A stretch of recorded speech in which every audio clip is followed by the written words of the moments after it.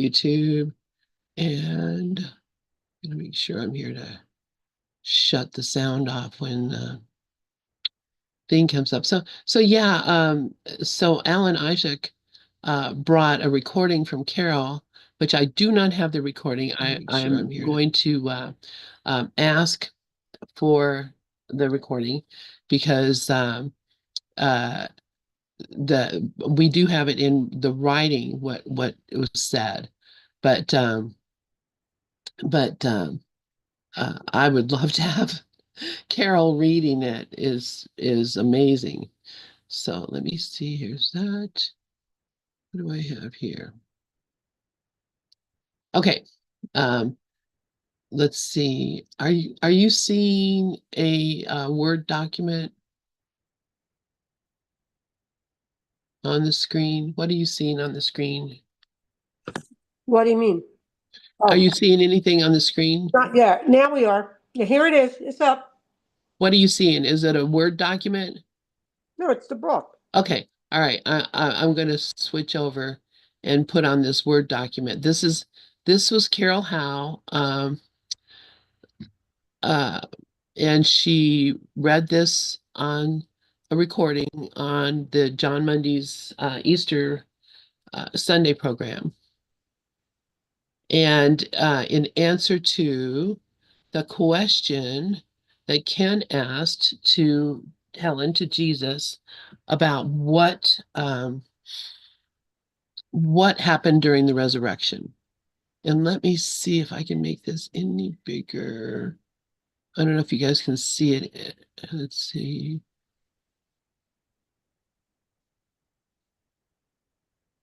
Hello. Okay. Zoom in. There. There, that's better. All right, I'm just going to read this. All right, this is Ken asked Helen to ask Jesus about what exactly happened at the resurrection to his body, to himself. All right. All right. So this was Carol. Hey there, everyone. Happy Easter. Happy spring. Hope you're having a happy life. I've been asked to read this to you. This is a document that goes back to October 2nd, 1976, at the very, very beginning days of the course coming out into the world. So the course had already been published. And Ken Wapnick asked this question, and here is the answer he got. The question was there a physical resurrection? All right, so this was there a physical resurrection? And here you go.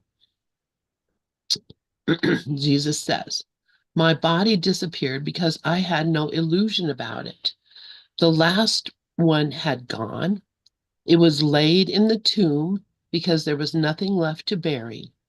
It did not disintegrate because the unreal cannot die. It merely becomes what it always was, and that is what rolling the stone away means. The body disappears and no longer hides what lies beyond. It merely ceases to interfere with vision. To roll the stone away is to see beyond the tomb, beyond death, and to understand the body's nothingness. What is understood as nothing must disappear. I did assume a human form with human attributes afterwards to speak to those who were to prove the body's worthlessness to the world. This has been much misunderstood. I came to tell them that death is an illusion and the mind that made the body can make another, since form itself is an illusion. They did not understand, but now I talk to you and give you the same message. The illusion of the death of an illusion means nothing. It disappears when you awaken and decide to dream no more. And you still do have the power to make this decision, as I did. God holds out his hand to his son to help him rise and return to him. I can help because the world is illusion and I have overcome the world. Look past the tomb, the body, the illusion. Have faith in nothing but the spirit and the guidance God gives you. He could not have created the body because it is a limit. He must have created the spirit because it is immortal. Can those who are created like him be limited? The body is the symbol of the world. Leave it behind. It cannot enter heaven, but I can take you there any time you choose. Together, we can watch the world disappear and its symbols vanish as it does so. And then, and then I cannot speak of that. The body cannot stay without illusions, and the last one to be overcome is death. This is the message of the crucifixion. There is no order of difficulty in miracles. This is the message of the resurrection. Illusions are illusions. Truth is true. Illusions vanish. Only truth remains. These lessons needed to be taught but once, for when the stone of death is rolled away, what can be seen except an empty tomb, and all that you see who follow me into the sunlight and away from death, past, past illusions to heaven's gate, where God will come himself to take you home. And then Carol says, what a lovely message. I hope you keep that in mind from now on. Have a wonderful rest of your day. I think that's just so sweet, Carol Howe said that. But what do you think about this? Anybody have any thoughts about it?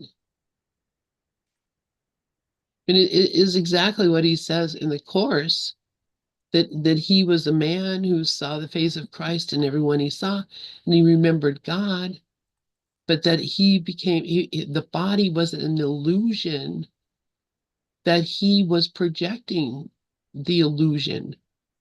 And just as after the crucifixion, the resurrection was, he projected a new body out so that he could communicate with people and get up and go and talk to them about what the heck, um, for the next 40 days, which he did.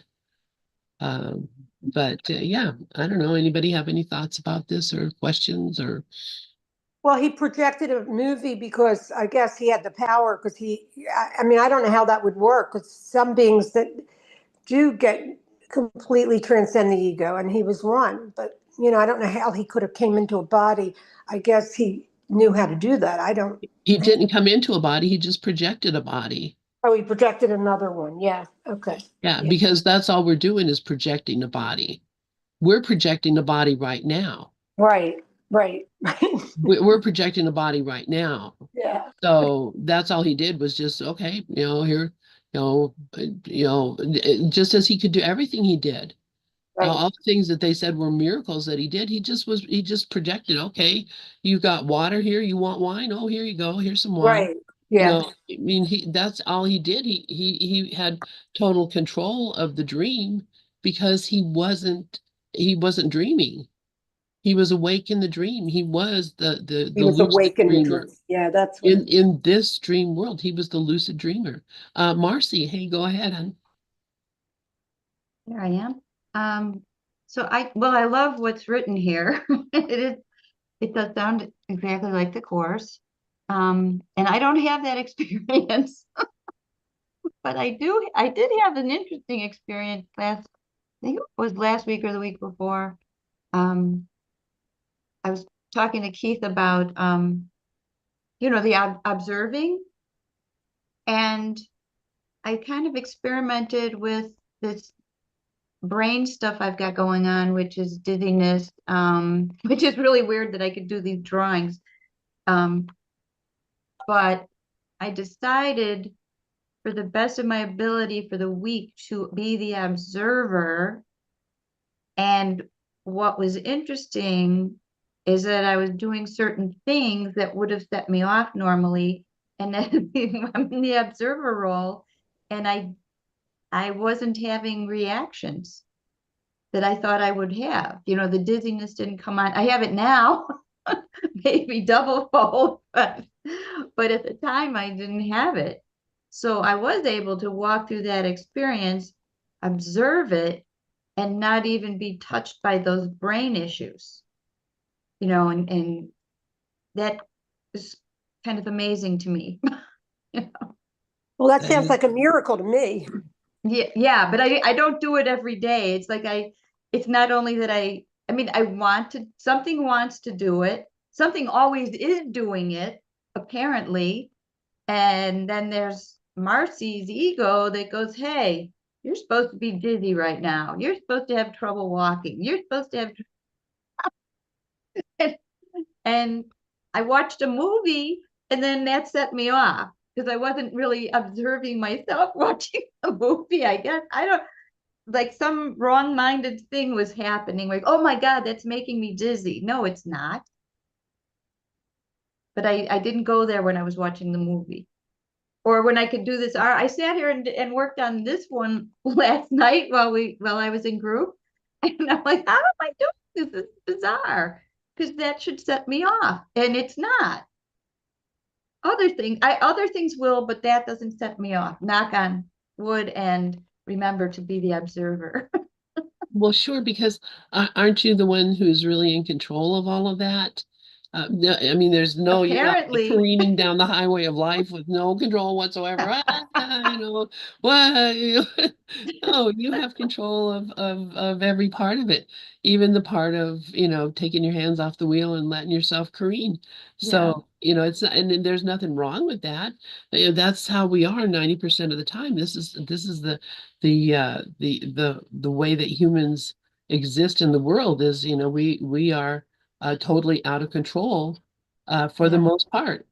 And to be in control, uh, it just seems like it just would be too hard, too much work.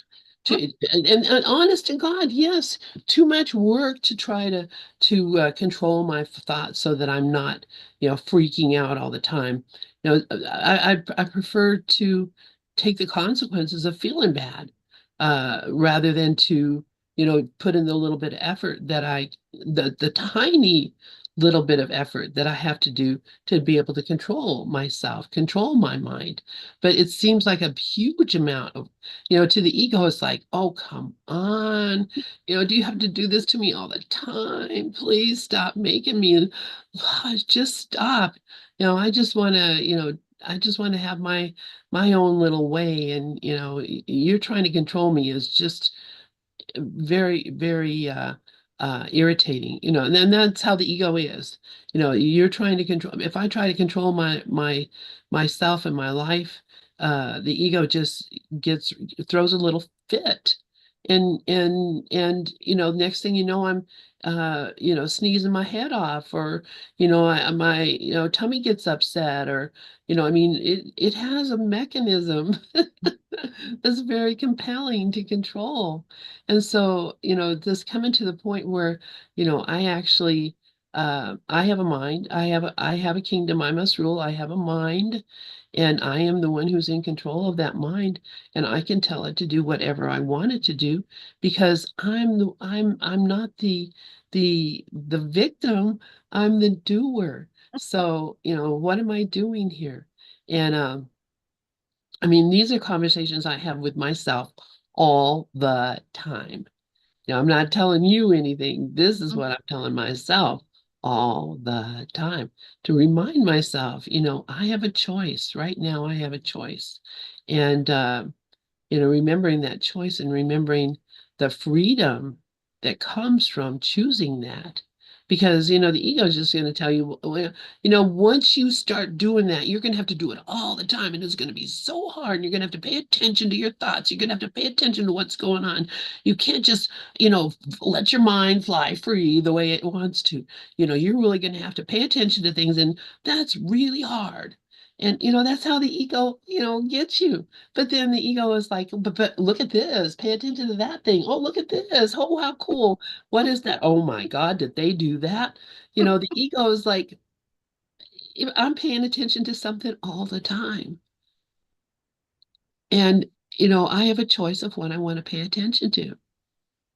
And, as we were hearing from that reading from Sebastian, the choice that I have is the choice of love. And so whenever I see anything in the world, anything in my experience that wants to pull me in and drag me into some kind of crazy story scenario situation, uh, I have a voice in my head that says, "Where's the love here? Where's the joy? Who is who is who is who is benefiting from this? Let's look for the goodness that's here. Let's forget about that other crap." And what I found, and of course this is my own mind too, it annoys people. It annoys people when people get together and they want to rag on a person or a situation and talk about how bad it is. It really pisses people off when you say, "Well, yeah, but there's, look at what good things are happening and what a wonderful," they're like, "Get out of here and, go have a conversation with somebody else because, we just want to hear the bad stuff." But the thing is, that's me. They're just voicing my thinking. They're just voicing my ego saying, "Oh, come on. Wouldn't it just be more fun to just stay here and criticize? Wouldn't it be just fun to just stay here and join with us in looking at all the bad things that are, that's me. I'm doing it to myself, right? I'm inventing those conversations. I'm putting people in this position where they're going to be the devil's advocate here. And and then I'm looking at them going, "Why are you guys so negative? Why, why are you so negative?" That happened to me, I think it was yesterday. My uh, neighbor was out storming around in the yard and saying she needed a hose. She didn't know what her husband had done. He had all these chores she had delegated to him and he hadn't done them. And and then she said, "Well, he did like it was at least a quarter to a half of them." And I'm like, "Oh God, good job for him. He did part of it." I said, "What you're trying?" I didn't say like you're trying to change you can't, you're not going to change him, not by being mad at him. I didn't say those words, they were just in my head. And so and then I said I was willing to help her do whatever he didn't do, and she didn't want it from me, she wanted it from him. she didn't want the solution. She wanted to keep the Yeah, problem. so I was like, okay, I can go back in the house now.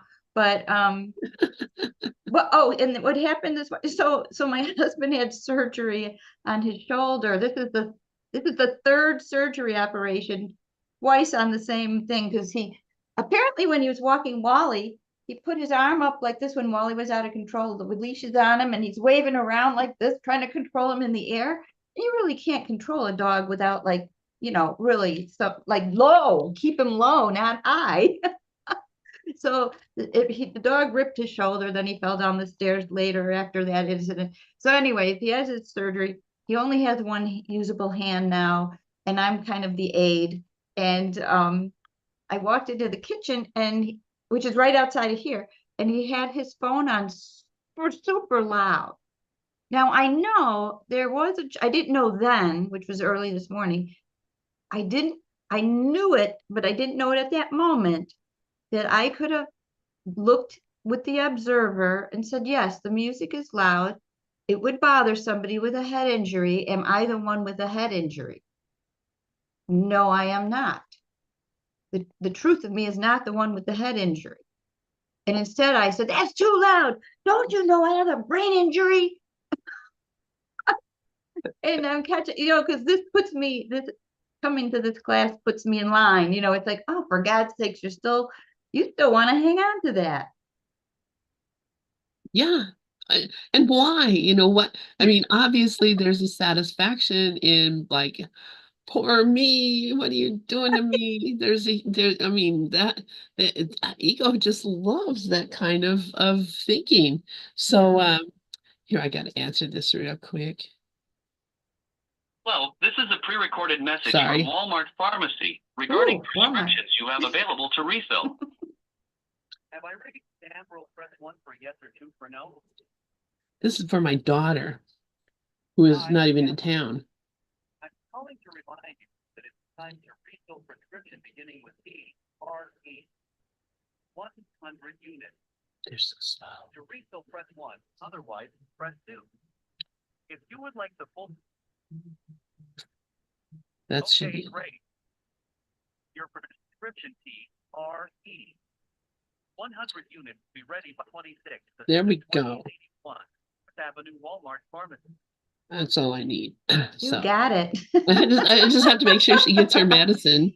You know, I wouldn't answer it otherwise. I had to make Yeah, sure she gets her that's medicine. fine. So what we were talking about, how it is that so much of our identity is based on our victimhood.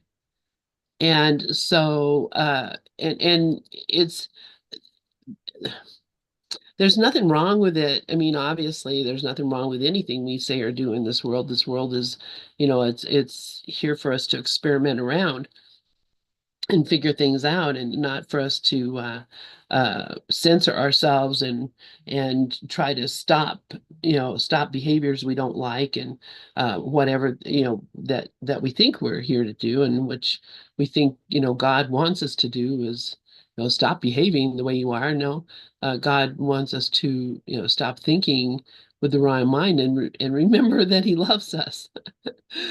So that's what I was talking about, was how um, that our job here is to be love, and so and to be uh, the bridge or the portal for God's love to come through to the world. And what happens, and what I've seen, we were talking about this a little bit earlier, that we get so caught up in being a student. I'm a student of Course in Miracles. And, I'm just a baby. I don't know anything. I'm not there yet. Oh my goodness, don't expect anything out of me. We have that whole persona that we take on because that's the way the world has built us up, is until you reach some mastery, then you are inadequate. So, until you graduate high school or graduate college, or, get your PhD, or, whatever it is that the world considers as being mastery, until then you really don't have anything to say about the subject. And so that's what we think when we're studying something like A Course in Miracles. But the course is a different kind of thing, because it's not an idea, it's not a thought, it's not a concept. The course is a way of being. And so it's shifting from being uh, the thinking mind, the ego mind, shifting from that to being the intuitive mind, the holy mind, the open mind, the mind that is in alignment with only love and seeks only love in every situation. That's what the course actually brings you to, through a series of course exercises that emphasize forgiving the world. But what we're not forgiving, saying, oh, the world is bad, people are bad, bad things are happening.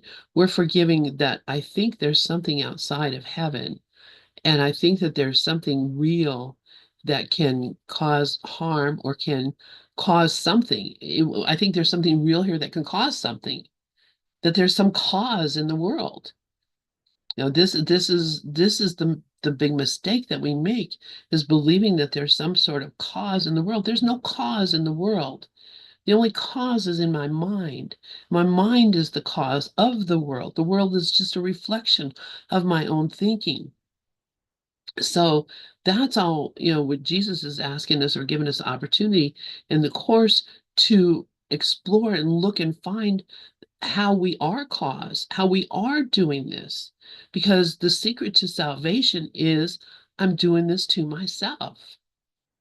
That's the secret to salvation, is recognizing I'm the cause. I'm the one who's doing this to myself. So moving from that state of being the victim, the effect, I'm the student, I'm the little one, I'm the, somebody else knows what they're doing and somebody else is doing it. I am the cause.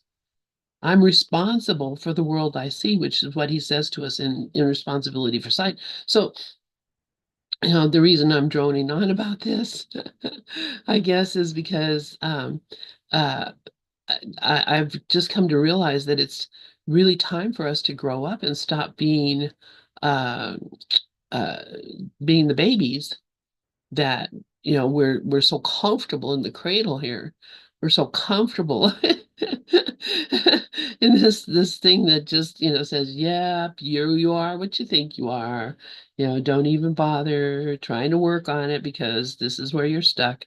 You might as well just be what you are and live your daily life, and this is all you'll ever achieve. Maybe in a few lifetimes you might awaken or you might become enlightened, but forget about that now. You're just might as well just might as well just slow down. No, that's not what the course is telling us. The course is telling us this is a speed up now. We're supposed to be speeding up. Get out of this course. Put this down. Not because it's not valid, not because it's not good, not because it's not helpful and useful, but get over it. Learn what it's telling us to do and do it. Be that person. Be the forgiveness. Be the love. And and don't back down. Just know that that's what we're here for. So anyway, enough of my rambling there. Does anybody have anything they'd like to share?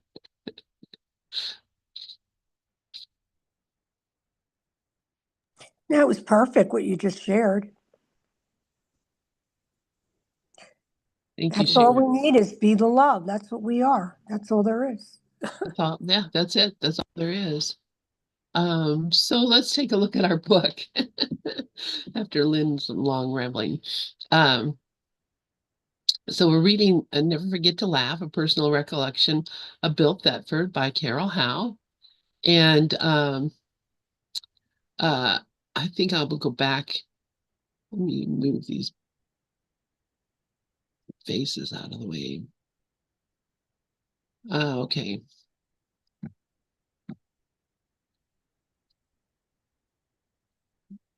Okay, so this was he was with his friend um Catherine after he had moved from New York, and he was trying to break out of being the professor, and uh, he was breaking out of the heaviness of New York and was intolerant of anything that was really free and joyous and up.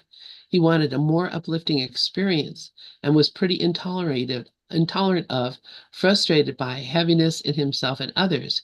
He was trying to escape from it, thinking, "Oh my God, now I'm a hippie," as if he were getting out of jail. And it reminded me of his getting out of the bed after his scarlet fever. It was almost like he was jailed as a kid. He wanted to reconnect with the 17-year-old. He was more adultified and skipped being a carefree teenager. The chains were breaking and his spirit finally flying free. That wanting to play is who and what his spirit quintessentially was/is. He did it. He did the work. He really processed it through. So this is a description of the before and after of Ken, or not of Ken, of Bill. And it just reminds me, this is something real interesting, I think, from our call last night with Sebastian. Um, because Glenn had brought it up, that in the pictures that we have seen of the man who became Pope Francis, through his life, and Sebastian knew him. Sebastian knew him his whole life. He was his father's good friend.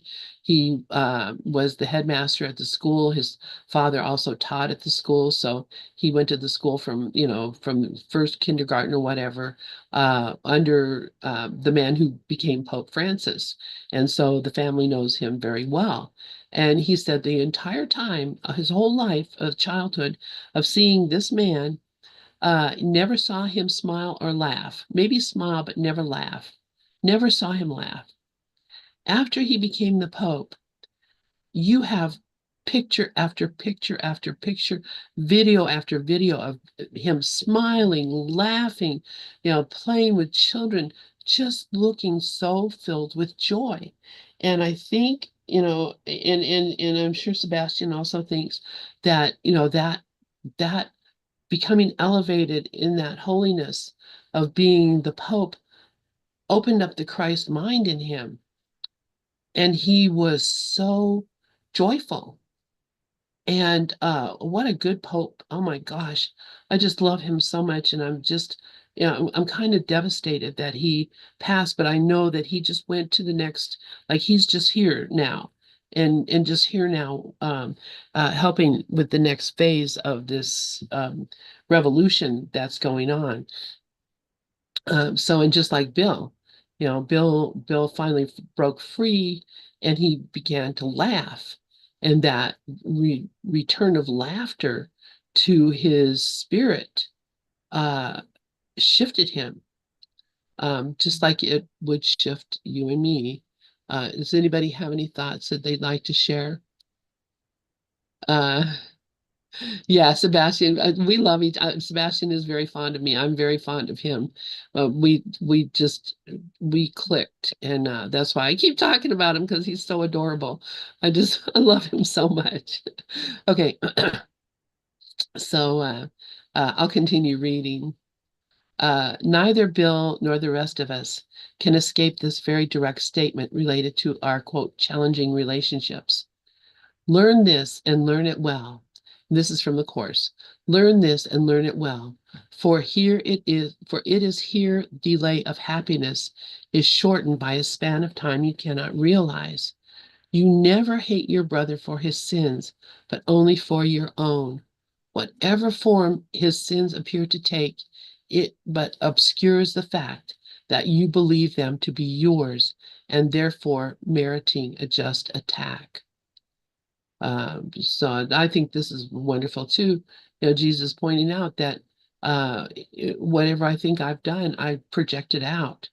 That's something, Sebastian, we were talking about last night too. Scapegoating. We have made of these people that we look at, in the world as being, um, evil or whatever. We've put our own sins onto them and made them the scapegoats and an object of fear and hatred, which is, I mean, it doesn't help anybody. It's not good for anybody. So um, Carol continues. In contrast to some behaviors and attitudes to which he was still blind, other areas of his discontent were clear. He really despised his bouts of depression and moments of irrationality and condemned himself for them, considering them a real deficiency on his part. He felt terrible after a display of anger, which stirred up much self-doubt and self-loathing. He also felt remorse for the comments he had made in 1982 about Ken in his autobiographical interviews. When Ken read the notes and asked Bill about them, he responded very differently, telling Ken that now he realized he had inherited a most difficult task, which he had performed admirably under the circumstances. Not only had Bill developed a broader perspective, but he detested conflict. He also did not, and I just wanted to say I had heard that he said some not nice things about Ken in some interviews. We just talked about that the other day, I think with Mickey or McKayling. He also did not like glamour in relation to the course, deliberately courting the rich and famous. In fact, couldn't stand it. When he saw people feeding their egos through the Course of Miracles Association, he reacted to it, indicating an unhealed fear of his own. You cannot have an aversion to something unless you already feel guilty about it. According to Catherine, um, actually, he hated the glamour, but yet, funny enough, when I interviewed him for a TV pilot, he loved it and laughed about it, saying he looked good. He had that vanity way down underneath, way, way, way down. He was so good looking, so charismatic, and so amazingly modest and humble. I think that a love-hate relationship with glamour was a juggling act for him. And yeah, I could see that. When you're nice looking, it's hard to pay attention to other things. I've never had that problem, so I, I don't know what the deal is about that. Okay. Um, in the early California days, as Bill was coming to terms with his involvement with the course, he sometimes voiced concern that it would be misused, misunderstood, trivialized, presented by people who didn't necessarily know what they were doing, or generally corrupted. We discussed this at length, and although it was not my experience with him, others noticed he became upset when people misused the material, preaching concepts he thought were superficial or incorrect. He was clear that the course is basically a self-study course and did not like the idea of churches or organizations being formed to promote it. This has indeed occurred, rendering an important service to many. He continued to shift his position on this, however, recognizing that so long as he was attached to it being used a certain way, he wasn't learning his lesson. Despite his private concerns, he never advocated preventing the varied uses made of it or fighting something already implemented, trusting that there were no mistakes and that learning can come from any situation. By the end of his life, he was very accepting of anything done with the course, realizing it now had a life of its own and couldn't possibly be contained. There simply was no way to control what people might do with it. Does anybody have any thoughts about this? I don't know if anyone has experienced that. There's Mickey. Hi, sweetheart. Yeah, please go ahead. Hi, good morning. Nice to see you all. Yes, I mean, don't we all have opinions about how something should be done or something should be used or something should be interpreted? And that's my whole focus lately is trying to give up the fact that I have opinions and that I that anything should be done the way I think it should be done. And I think that's what Bill learned, just before he woke up, just before he died, that it's those opinions and those preferences that we have that are holding us back more than anything else. So right on, right on, Bill. Uh, Hopefully, I'm following in your footsteps and letting go of all of these preferences and opinions. Thanks. Thank you, Mickey.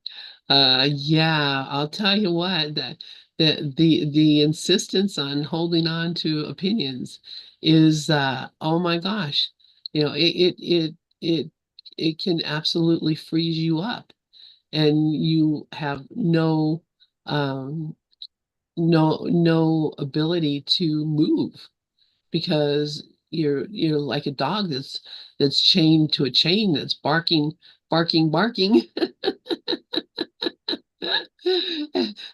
everything that moves by. And when you let go of the chain, and and yeah, I mean, the chain is the opinions. It's the idea of this is how I think things should be. And when you let go of how I think things should be, um, and accept things as they are, it becomes a completely different experience. The experience becomes completely different because now it just happens organically and you don't have to be in control. And I love that how Rafi is always asking it, is it asking us, do you want to be safe? You want to be accepted, or you want to be in control? And that being in control is my major difficulty in thinking I know, which is so silly when I recognize that I don't know. How, what the heck do I think I'm doing? Anyway, please, Mickey, go ahead. Yeah, something that you said just resonated with me, and I was reminded of what Ken teaches a lot. That, yes, am I going to have an opinion? Absolutely. I don't know if I'm ever going to let go of that. am I going to have preferences for one thing over another? But Ken is teaching us not to judge ourselves when that happens. And I think that's the most important part, is recognizing when we're doing it, hopefully getting control of that, but also just forgiving it and forgiving ourselves. And I'll pass back to you. Yeah, thank you so much, Mickey. And yeah, I mean it's the hardest thing, but it's I just recognize it's not so hard when I realize that I don't know. That's the thing in even in my dreams when I'm sleeping and dreaming and I'm trying to do something, coming up with something, that's the first thing that comes to me. I don't know. It's been happening to me a lot in my waking dream as well, that um I'll start to go on about something or have a thought about something, and it just comes to me. I don't know, what am I talking about? I realize how foolish it is to just keep going on when there when I don't when I really am just spouting the same crap over and over. And so I I think for me that has been really, really helpful. Marcy, please go ahead. Yeah, I have to laugh because I don't know if you guys saw Wally jumping all over the place. He was jumping up behind my chair and doing this and that. So he had to let some zoomies out. He was just like hyper because nobody's walking him, but we're running him in the yard. And I'm out there and instantly I'm like, really, Wally, I am in group right now. No, you don't interrupt my group time. And it's like, yes, he does. And I was realizing to be in the love would be like, yes, let's go outside and run. Take as long as you need till you can wear yourself out. Yeah, exactly. Because what difference does it make? I mean, that's a big question I am asking. What Well, difference does it make? well, I missed some of the genius words that were spoken while I was outside. Well, you got to hear the words of Wally and to see I and to be in the know. outside and I No, mean, it wasn't like the words were those words weren't good enough. His exuberance was not a good enough for me. well, that's your opinion. So Yes, it is it's my ego's opinion, and the that's ego hilarious. will stand by that. That is hilarious. Okay, let's see. I'm going to read on a little bit. And Sharon or anybody else want to read or say anything, please go ahead. Um, he also felt some pain that the relationship with Helen wasn't how it was supposed to be. There it is. It wasn't how it was supposed to be. She was back in New York, sick and angry, and he was in California, out of prison, with a new set of friends and opportunities. Bill felt strongly they were supposed to work on their healing together, so not successfully applying course teachings with her was still a major disappointment.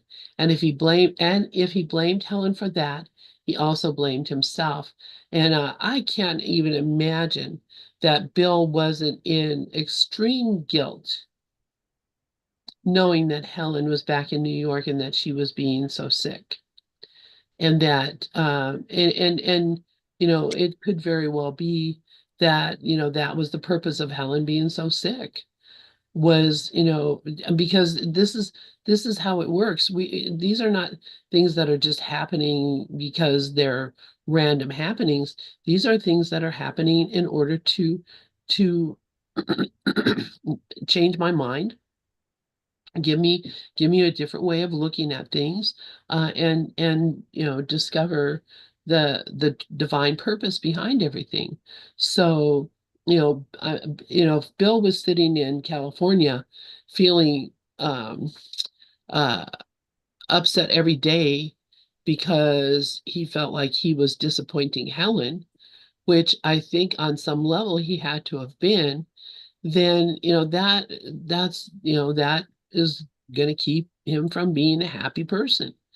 Um, if, however, he recognized that all things are perfect exactly as they are, and that Helen was where she was because that's where she needed to be, and he was where he was because that's where he needed to be, and that uh, there's no divine purpose in trying to rearrange the deck chairs on the Titanic. So, he could have been going through life with tremendous anger and tremendous guilt, because I'm telling you what, if he was feeling angry or feeling guilty because of something that had to do with Helen, I can guarantee you he was angry about that as well. How could he not be when he was, being made the culprit? He was the culprit. He was the bad guy, and he was hurting his friend. So yeah, crazy.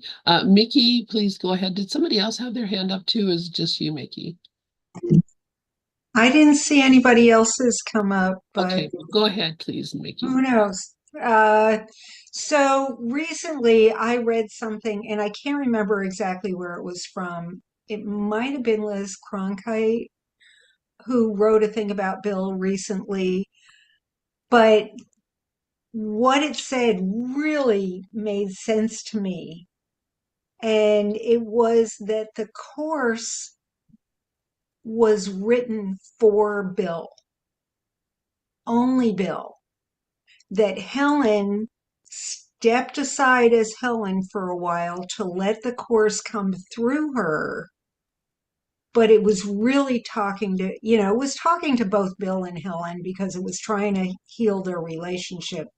But that Bill was the one that was going to do the course, and that Bill was the one who was going to wake up through the course.